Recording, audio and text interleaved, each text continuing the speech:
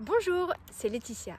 Cette semaine, on va partir à la rencontre des mamans créatives.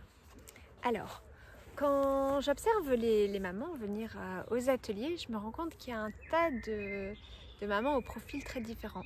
Quand on choisit de participer à une activité, ça peut être pour plein de raisons différentes. Alors, j'avais envie de vous parler un peu de Sophie. Sophie, quand je l'ai rencontrée, elle était à la recherche d'une activité pour son grand, Raphaël, qui avait 6 ans. Et Raphaël, il n'était pas toujours facile à suivre, il avait beaucoup d'énergie et elle avait du mal à trouver l'activité qui pourrait lui faire du bien. Et elle avait entendu parler de l'activité là que j'allais animer avec une amie, on avait chacune un atelier différent. Et c'était une activité plutôt calme et elle avait envie d'essayer pour Raphaël. Donc elle nous a déposé son petit garçon, elle est partie et moi j'ai observé un peu et je me rendais compte qu'en effet c'était pas simple. Dans l'atelier d'à côté, il se roulait par terre et voilà, il voulait pas écouter, il n'en faisait qu'à sa tête.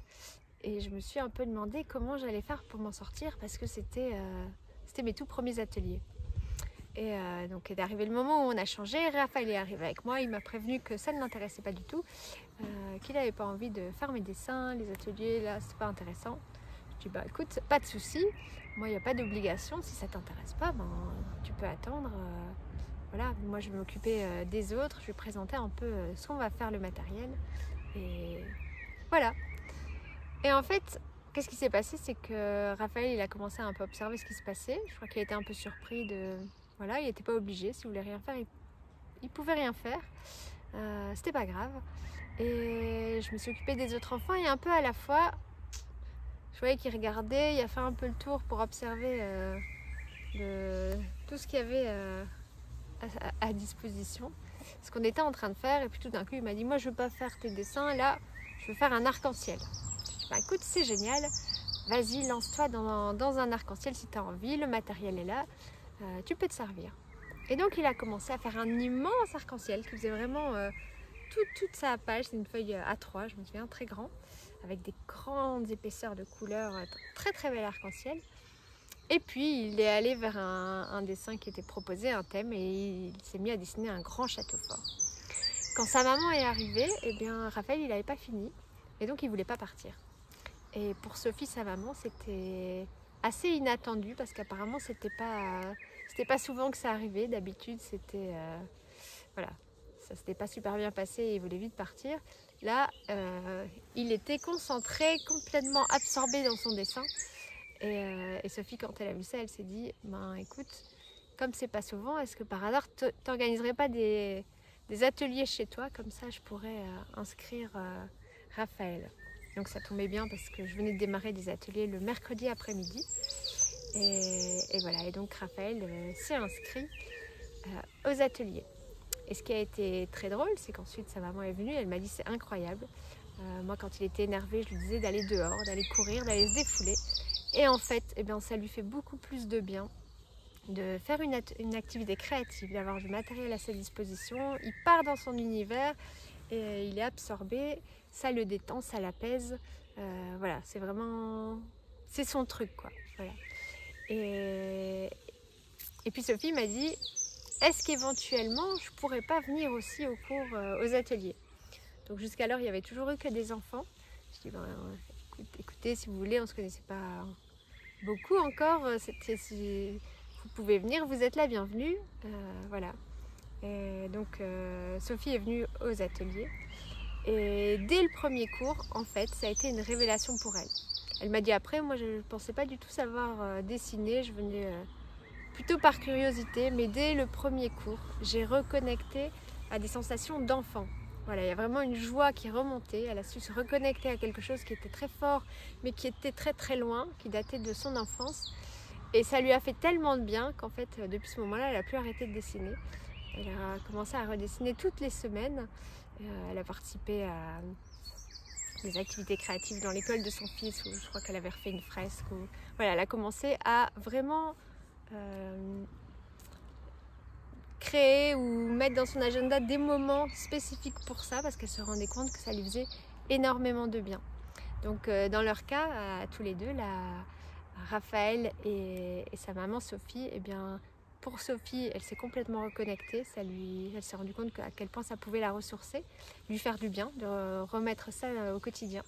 D'ailleurs, je mettrai, on avait fait une petite interview et si vous voulez l'entendre, je la mettrai ici en dessous. Comme ça, vous pourrez l'écouter en direct. Voilà, ce sera encore plus réel puisque ce sera son histoire racontée par elle-même. Et pour Raphaël, il a aussi trouvé comment s'apaiser et se détendre.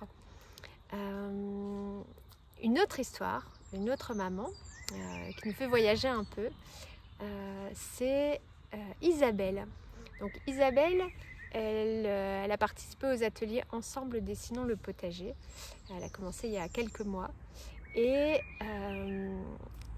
on s'est appelé il n'y a pas longtemps parce que son histoire m'avait interpellée, elle m'avait envoyé plusieurs messages.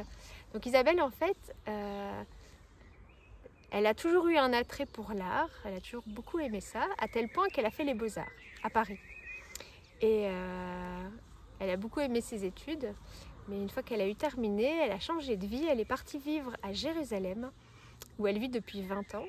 Elle a eu son petit garçon, et depuis ce moment-là, depuis qu'elle a quitté les Beaux-Arts, eh bien, elle n'avait jamais retouché à son matériel de dessin. Voilà, elle avait complètement tourné la page et elle était partie dans autre chose. Et en voyant les ateliers, ça lui a donné envie, parce qu'elle s'est dit, voilà, c'est quelque chose que j'aime, que j'aimerais transmettre à mon fils, mais j'ai l'impression d'être déconnectée, je ne sais pas par quel bout commencer.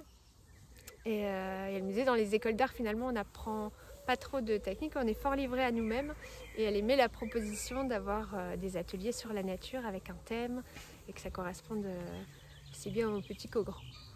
Donc ils ont commencé ces ateliers-là. Et dans leur cas, elle l'a choisi pour différentes raisons. Déjà, ça l'a reconnectée elle. Elle a dit qu'elle avait du magnifique matériel qui prenait la poussière, qu'elle a pu ressortir et ils ont pu se faire plaisir avec ça.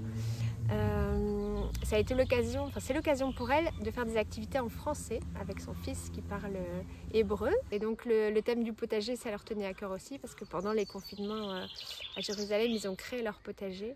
Et c'était l'occasion d'avoir beaucoup plus d'informations.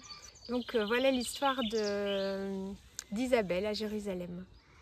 Donc après, on a aussi Madame Baillet. Madame Baillet, c'est une institutrice qui a démarré les ateliers dans sa classe il y a quelques années. Et elle me disait que le fait d'avoir redémarré des activités créatives dans sa classe, c'était incroyable comme ça apportait du calme dans la classe. Et comme elle pouvait voir des talents de ses élèves se déployer, que parfois on n'imaginait pas trop toutes les capacités qu'avaient certains enfants, qui pouvaient être moins expressifs, et que là, en leur donnant du matériel, et en allant vers d'autres activités, donc plus créatives, ça pouvait vraiment redonner beaucoup de confiance aux enfants, en les valorisant dans d'autres domaines que ce qui était classique et plus habituel. Peut-être que l'une de ces histoires vous aura inspiré et vous aura donné l'une ou l'autre idée. Ce que je vous propose, c'est qu'on se retrouve mardi à 20 h. Ce sera l'occasion d'échanger sur ces fameux super moments avec nos enfants. On verra les étapes à mettre en place, des étapes toutes simples pour passer ces moments dont on rêve tous avec eux. Je serai ravie donc de vous accueillir, de répondre à toutes vos questions. Donc ce que j'aime beaucoup quand je fais une présentation en direct comme ça, c'est que ça me donne l'occasion de me sentir plus avec vous. Voilà, ça rend les choses un petit peu plus réelles, plus concrètes, puisque je peux vous lire vos questions en direct. Voilà, et je prends toujours le temps qu'il faut pour répondre à toutes les questions. Donc ça me ferait vraiment plaisir que vous soyez là. L'idée, c'est de vous inspirer, de vous donner plein d'idées, de vous faire voyager, de vous faire rêver.